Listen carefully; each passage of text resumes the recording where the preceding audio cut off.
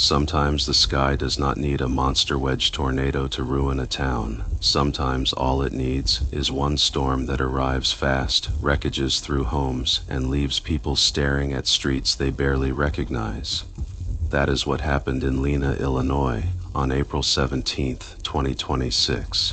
The National Weather Service says an EF2 tornado struck the area during a larger severe weather outbreak across eastern Iowa, northwest Illinois, and northeast Missouri.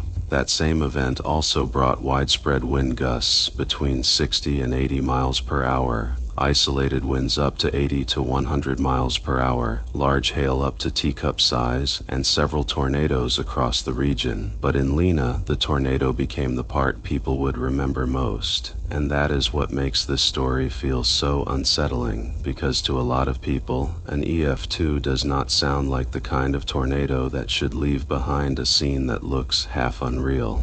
But then you see what the storm actually did.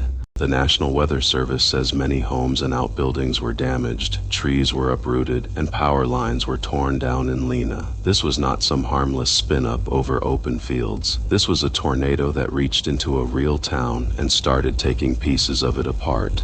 That is the part people do not always understand about tornadoes. The horror is not always in the rating alone. It is in the timing, the neighborhood, the suddenness, the way one street can look normal, and the next one looks like the storm chose it. And on April 17th, the atmosphere across the upper Midwest was primed for exactly that kind of day.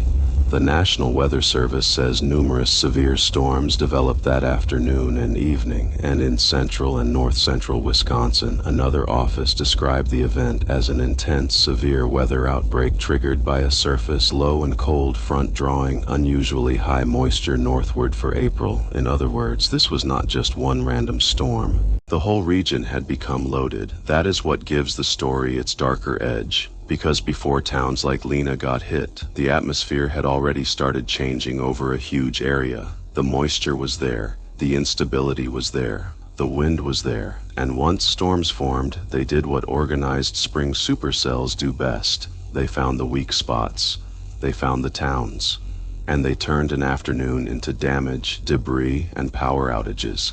That last sentence is an inference from the documented outbreak setup and reported damage. So this is not just a story about one Illinois tornado, it is a story about how severe weather can spread danger across multiple states at once, and still make one smaller town feel like the center of the whole event. Because in Lena, it was not about the wider map anymore. It was about damaged homes, downed power lines, uprooted trees, and the quiet after the storm when the warning is over, but the damage is finally visible. And that is why these stories matter now, because people still hear EF2 and think, not the worst one.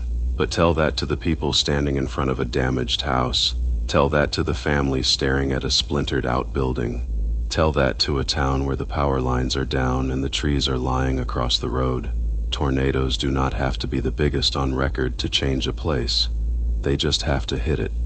So when a tornado warning is issued, do not wait, do not step outside to look, go to the lowest floor, get into an interior room, stay away from windows, and protect your head, because the storm that changes your street may not be the one people talk about nationwide, it may just be the one that finds your town. For more severe weather stories, breakdowns, and real-time coverage, head to StormScapes.xyz.